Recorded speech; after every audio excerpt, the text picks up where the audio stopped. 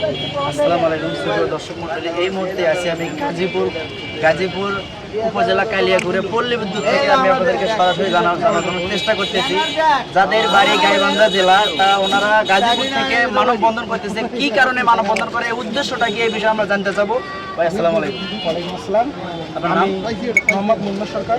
আসলে আপনাদের দাবিটা কেন, আপনারা কি জন্য মানববন্ধন করতেছেন? আসলে এটা আমাদের দাবি,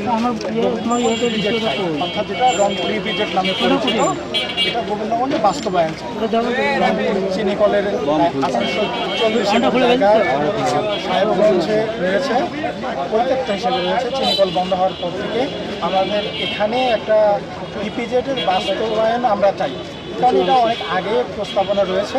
এই প্রস্তাবনার পরিপ্রেক্ষিতে প্রস্তাব হয় 2022 সালে, তবে অনেক তালবাহানার কারণে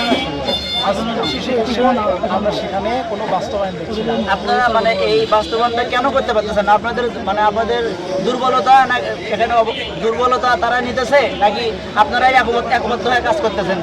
আসলে এখানে দুর্বলতা প্রশাসনের, যে জায়গায় একটা মানে আপনি বলতে চাচ্ছেন এখানে আপনাদের দুর্বলতা নাই, এখানে দুর্বলতা আইনগতভাবে প্রশাসনের। আসলে প্রশাসনের দুর্বলতা কোন জায়গায়, এই জায়গাটা আপনার একটু তুলে ধরলে ভালো হয়। আসলে এখানে গোবিন্দগঞ্জের কিছু নেতা রয়েছে, ভূমিদস্যু নেতা নামে পরিচিত বর্তমানে তারা এখানে বাধা দিচ্ছে, সরকারি কাজে বাধা দিচ্ছে, কিন্তু প্রশাসন এটা কোনোভাবেই মেনে নিচ্ছে এবং অর্থাৎ তদন্ত করছে না, প্রশাসন তাদের বিরুদ্ধে যাচ্ছে না। আসলে আমি এটা বলি, প্রশাসনেরই একটা গাফিলতির কারণে তারা গোবিন্দগঞ্জের মাটিতে বলে আমরা বেঁচে থাকতে কোনোদিনও এই প্রজেক্ট ঘটে দেবে না। আসলে একটা কথা বলেন, যদি তাদের ব্যক্তিগত সম্পত্তি হয়, তারা হাইকোর্টে বন্ধ করেন, কিন্তু তারা কিন্তু মামলা করতেছে না, তারা শুধু এখানে বক্তব্য দিচ্ছে, এখানে নিজ বাণিজ্য করে যাচ্ছে তারা। আসলে এই ব্যবস্থা প্রশাসনকে নিতে হবে। আমরা গোবিন্দগঞ্জের সচেতন মানুষ রয়েছে, আমরা গাজীপুর থেকে যারা এখানে বসবাস করে গাজীপুরে অবস্থানরত, আসলে আমাদের দূরে থেকে চাকরি করতে অনেক কষ্ট হয়। আমাদের এলাকায় কর্মসংস্থান হোক, নিজের বাস্তবায়ন হোক, এই লক্ষ্যে আমরা এই আপনাদের মানববন্ধনটা কি শুধু এখানেই অস্থির থাকবে, না সারা বাংলাদেশে মানে মানববন্ধন করার?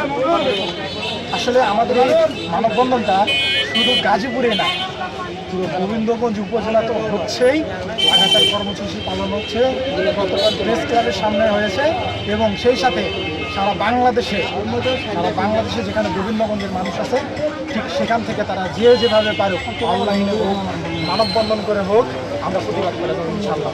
আমাদের এই বিজেট লাগবে মানে লাগবে, কোনো তাল বাহানা শুনতে চাই না আমরা, কারণ আমরা সরকারের একটা কথা বলতে চাই, আমরা কোনো তাল বাহানা দেখতে চাই না।